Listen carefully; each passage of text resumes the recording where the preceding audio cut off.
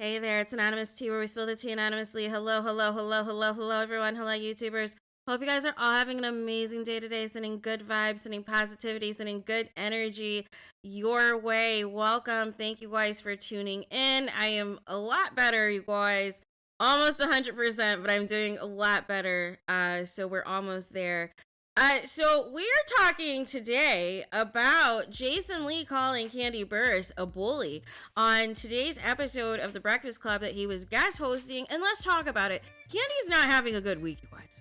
Kandi's not having a good week. As you guys know, there is the beef with Tamar, although both are being tight-lipped as far as what actually the issue at hand is. But the thing that kind of really jumped off and set it off last night was, as you guys know, Mona Scott has the show on Bravo with SWV and Escape, in which Bravo would not sign on for the show unless SWV signed on, you guys. And basically, you know, Kandi's exposing that at the time or whatever, that SWV had a lower booking fee compared to Escape, and that their booking fee was 3 times as much as SWV. However, she left out the fact that Escape does not do as many concerts compared to SWV, and Escape does not tour internationally like SWV, and part of the reason that they are getting these higher booking fees is because nobody knows who's going to show up from Escape. Nobody knows if all 4 members are going to be performing that night, right? So there is limited availability, right? To throw that money out there, you guys. But with that being said, you know, Kandi saying she didn't know SWV sold over 30 million copies and are leading and streaming and everything else. And she kept trying to circling back to, well, we're relevant. We're the ones that's get in demand for the tour.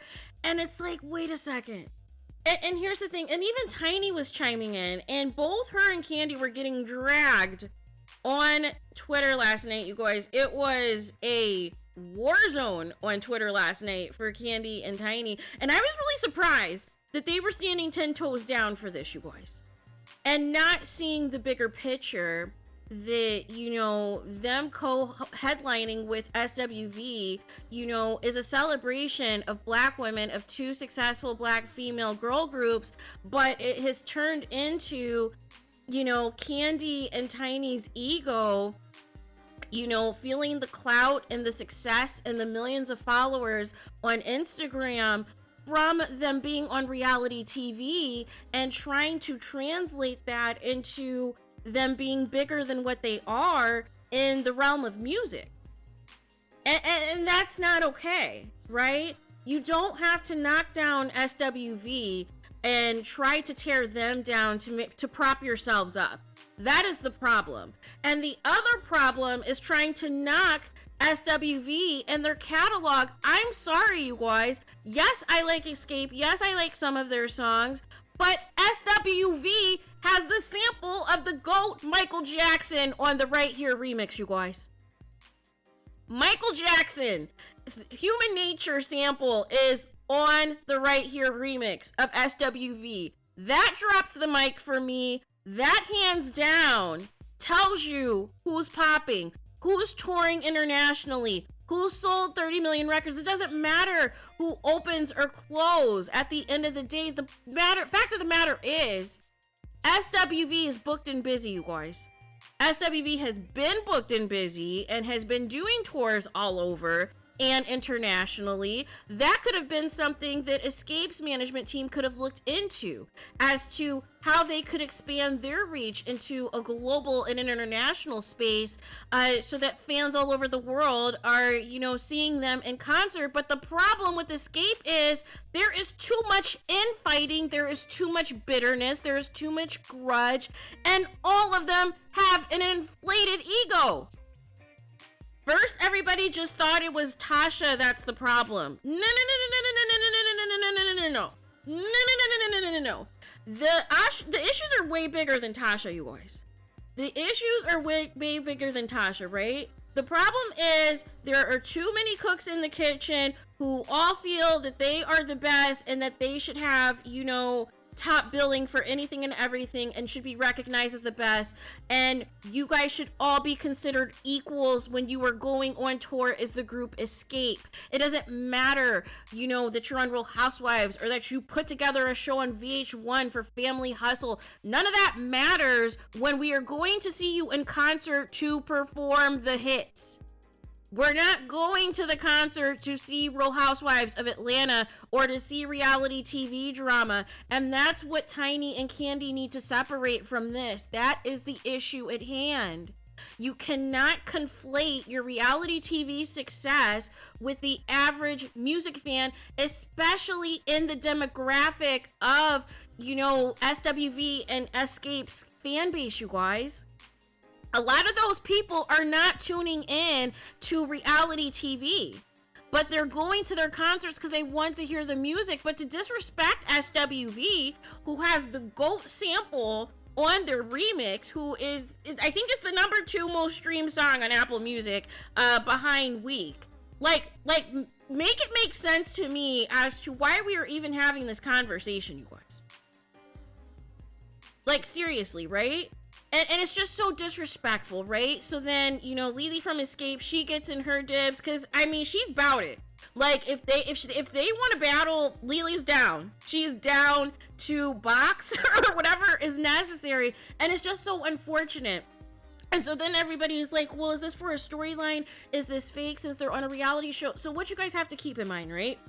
Even though this was filmed months ago, even though they already did, you know, whatever dates or whatever, you know, their combined concert was going to be, ultimately, both parties are seeing kind of what they're saying about each other in confessionals or when each other is not in the room on these episodes.